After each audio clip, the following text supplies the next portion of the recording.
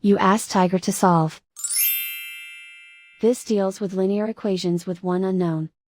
The final result is n equals 6. Let's solve it step by step. Simplify the expression. Expand the parentheses. Simplify the arithmetic.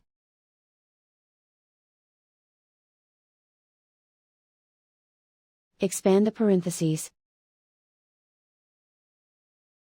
Simplify the arithmetic.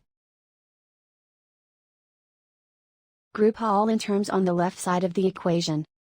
Subtract 3n from both sides. Group like terms.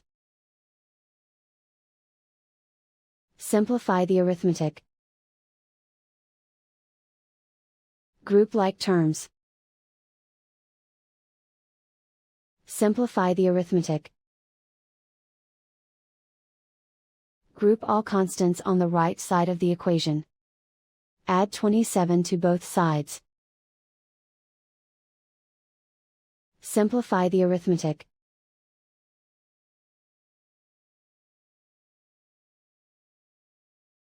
Isolate the n.